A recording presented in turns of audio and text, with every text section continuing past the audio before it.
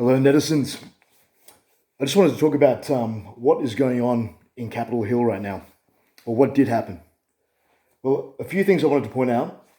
Well, first of all, we had the mass gathering of the American people there. We had Pence betraying everyone at the 11th hour in what I believe even Trump wasn't expecting.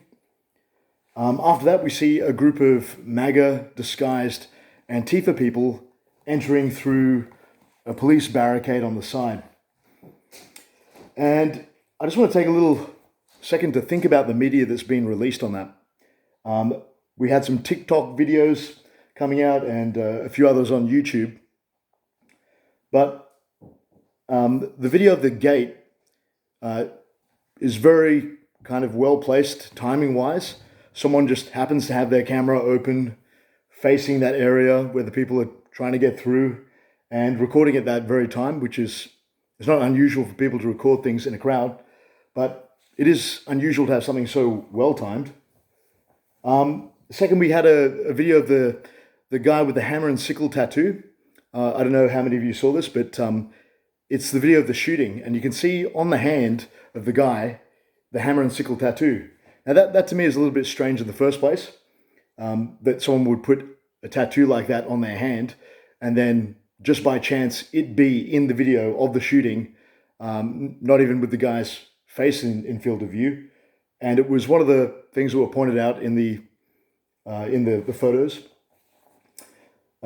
Second, we have also the photos that came out.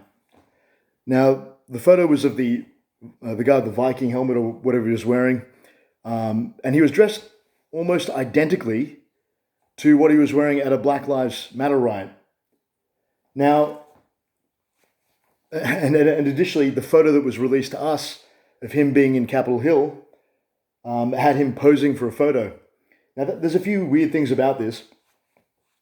We can see flyers that they've released in advance telling Antifa people to dress up as MAGA supporters, so on and so forth. So that's released to us. We get that somehow. We see that that's come out. The photos of the guy dressed identically is extremely weird, especially if you remember what was happening near the end there in Portland. Antifa were blocking people with cameras from taking any shots of them that might identify them. And yet, for some reason here, we have a group of people dressed as MAGA supporters storming the Capitol and then taking photos of themselves. Now, you might say, well, that's so that they could get the MAGA photo out there. Well, we know that they knew that the guy would be identified from the way he was dressed. He was dressed identically to his Black Lives Matter thing. So for a second here, we've just got to stop thinking that the people that we're dealing with are complete morons and step back for a second and think, why is it that we're having such easy access to information that people who are actually trying to trick us into thinking that the narrative that we're getting now is the one? And we're able to find this stuff easily, in my opinion, because it's all a big game. They stop for the photos and they want us to think that it's Antifa pretending to be MAGA, when I don't think it is at all. I think that it is a ploy by the people who are currently in power, and at this stage we've noted that they're actually a uniparty, and that there's only about maybe 5 people in Congress that are representing the American people. Every other person in there is voting according to party lines which are not written down, and they seem to have a very different goal to the rest of the people of America. And the reason that I think that this happened, why they asked people to gather at Capitol Hill, and they were hoping, I think they were hoping for a massive riot, for everything to go to absolute hell. It's why they shot Ashley, to make people angry. But people didn't respond quite the way they expected. But look, they'll take what they've got and they'll run with it, and they'll say that there were violent riots anyway. Now, we've already established that the mainstream media is running cover for these people.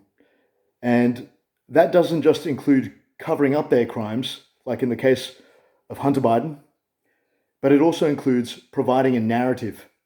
And it's an ongoing narrative. It's one that's fed to us.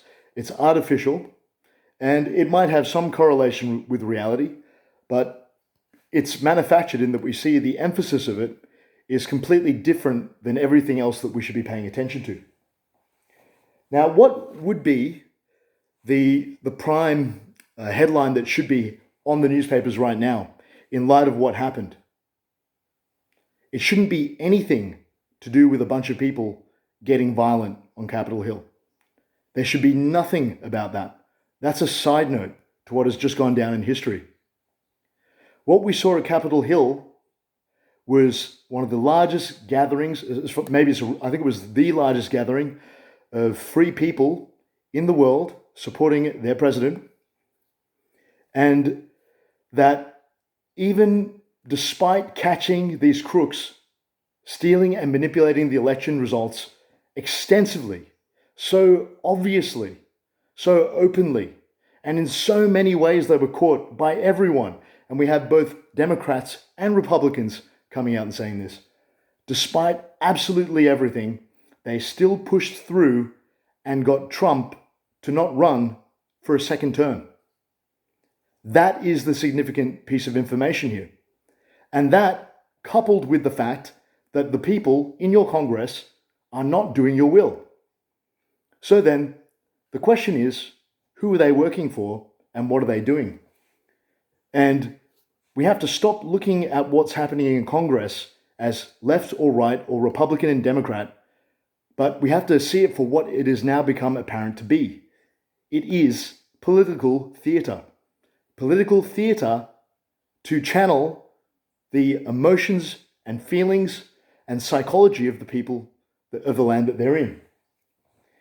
When you have one Republican standing up and yelling, and you have a Democrat standing up and yelling back, those are outlets for the people whose country that they're taking to make them feel like they are heard, but not actually hear them at all.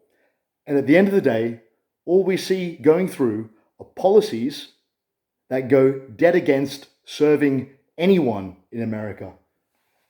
And in fact, helping foreign interest groups seize power.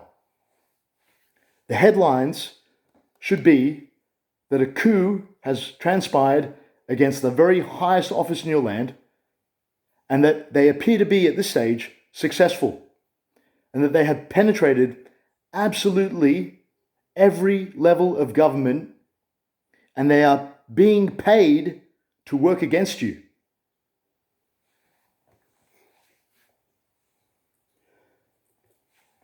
And as we look at the media, we have to ask, what did the Capitol Hill incident accomplish? Well, the shooting was the highlight for the newspapers. The evacuation was the dramatization of it. And then the tidbits that they will now use to pass legislation to hunt down patriotic Americans are things like the pipe bombs they found, which they probably placed, and they placed them both at the RNC and DNC. So we have pipe bombs at both places. And they're doing it to distract you, to pit you against one another, so that everyone on the right is yelling out against the Antifa violence, which it probably wasn't, unless you think of Antifa as so loose a collection of people that anyone who calls himself can be that. And what the goal here is to keep you all extremely angry, very, very angry. And in your anger, to make you avoid thinking about the actual things that are going on. Because right now, they are seizing the country. They are about to pass legislation to restrict your rights. And at this stage, there's one final thing that remains in the Constitution as the ultimate failsafe. And it has been designed so that if what has happened happens, that at the end, people can always save themselves from it. And that is the Second Amendment. If people stormed your Capitol and took hold of the president and Congress and held them at gunpoint and got them to pass legislation that was against your country, people would immediately assemble and the army would come. Why is it any different at this point? We see that exactly that has happened, that Congress has been either blackmailed into doing things or is held at gunpoint or is just part of the problem. And so right now we have to stop talking in terms of left and right, because that is part of the theater. The left and the right need to unite, and they have been uniting. Democrats have joined the Republican Party, and people who are Republicans are no longer Republicans. They're now MAGA people. And so what we've seen is the dispelling of a lot of this narrative that they've been feeding us. They will continue to distract us with this information. And the longer that we talk about it being Antifa, Black Lives Matter violence, which it doesn't matter if it was or it wasn't, but they've goaded the right into psychologically laying down their constitutional right to defend themselves against a corrupt government. And at this point, violence and violence of the freedom-loving defense of one's home type is exactly logically what should be being called for by everyone, both on left and right side of the aisle.